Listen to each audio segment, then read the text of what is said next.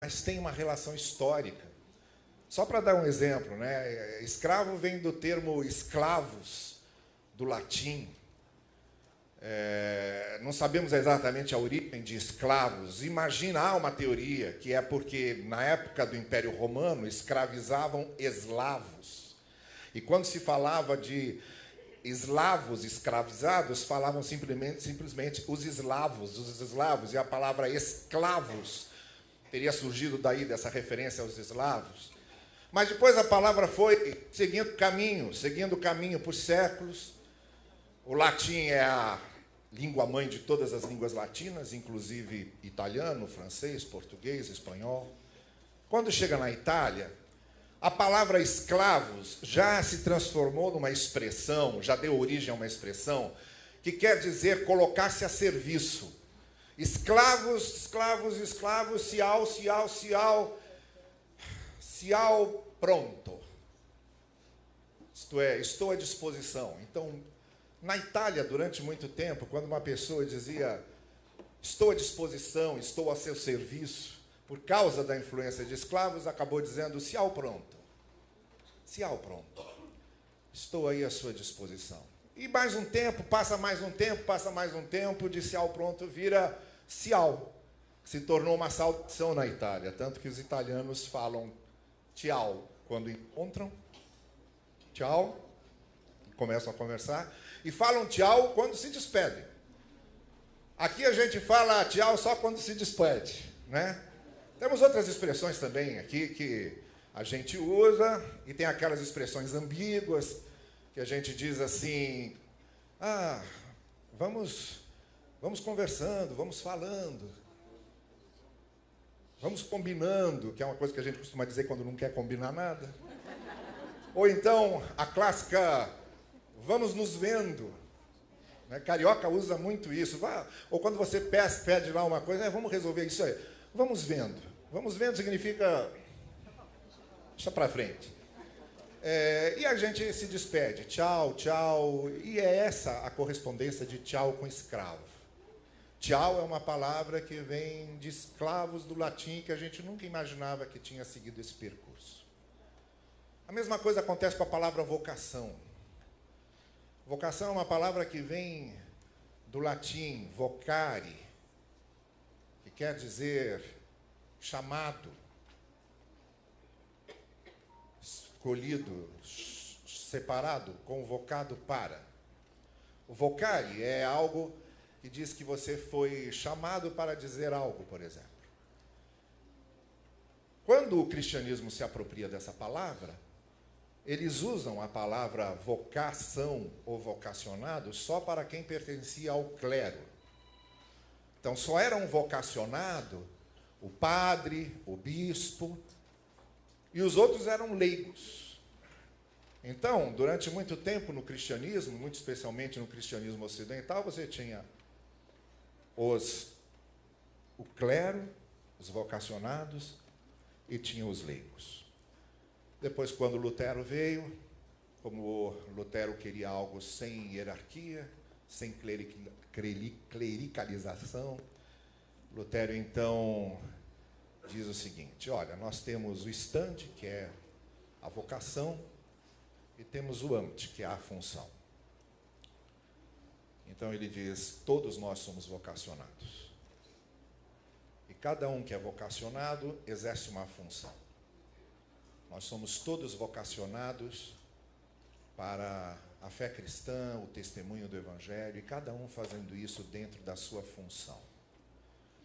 Então, vocação deixa de ser uma coisa só para líder religioso, só para missionário, só para padre, só para pastor. Vocação é uma questão de todos, somos todos vocacionados, e cada um exercendo a sua vocação na sua função específica. Você é um vocacionado que tem a profissão de professor. Você é um vocacionado por Deus que tem a função de mecânico.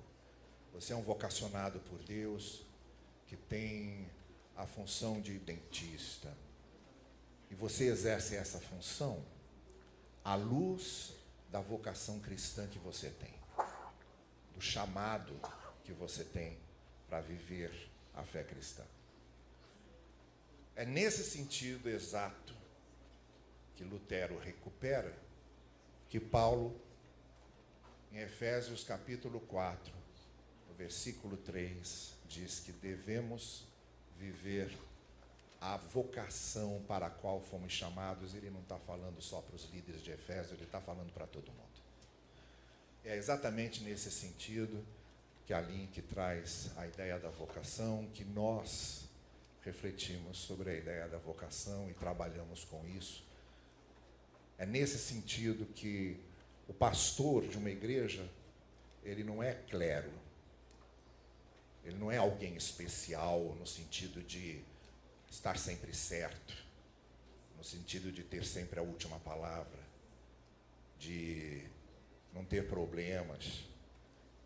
Ele tem a vocação, a mesma vocação que todo mundo tem para exercer a fé cristã, e exerce essa vocação na sua função pastoral. Assim como o missionário tem a vocação cristã e exerce a vocação cristã dele na sua função como missionário.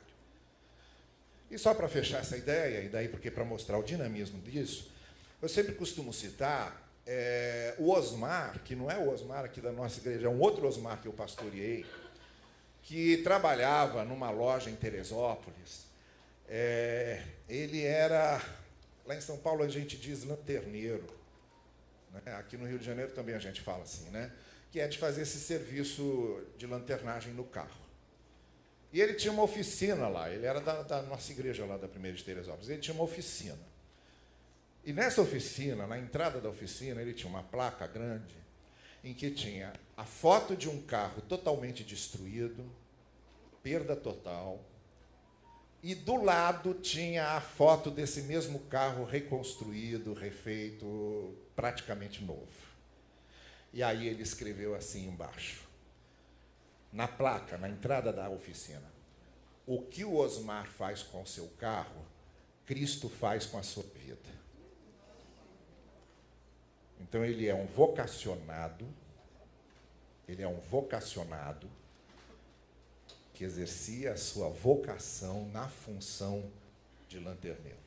E eu tinha um amigo, dentista, lá em Teresópolis, que até hoje é meu amigo, que durante um período ele resolveu que serviria o reino no seu consultório da seguinte maneira: no verso dos papéis em que ele fazia o orçamento ali da pessoa que fosse tratar de dente, ele botava uns versículos bíblicos no verso e dizia assim: olha, se você trouxer esses versículos de cor, vai ter tanto por cento de desconto no seu tratamento. Um vocacionado que exerce a sua vocação na sua função de dentista. É essa a proposta do tema que a gente vai trabalhar, é essa a proposta que o apóstolo Paulo nos faz, e é essa proposta que a gente traz no coração quando vem para escolhermos aqueles que vão pensar e trazer no final de novembro indicados para os cargos do próximo mandato. É com essa consciência de que nós seremos indicados para cargos no próximo mandato e vamos assumir esses cargos, atuando nesses cargos com a nossa vocação cristã, mas naquela nossa função específica. Então, nunca olhe para um pastor, para um padre, ou seja lá o que for, como se só ele fosse um vocacionado. Não. Você também é vocacionado. Todos nós somos vocacionados para vivermos a fé cristã. Só que alguns vivem a sua vocação na função pastoral, na função missionária, na função de professor, na função de lanterneiro, na função de dentista. Mas todos nós temos essa vocação em nós, que é esse impulso incontrolável de servirmos a Deus e de fazermos o melhor para Ele. Que o Senhor apure, aprofunde, alargue e cada vez mais trabalhe esse nosso impulso vocacional para servirmos a Ele nas nossas funções, de maneira que o nome dEle seja exaltado e que o Evangelho seja pregado e anunciado a outras pessoas. Que o Senhor assim nos abençoe. Amém.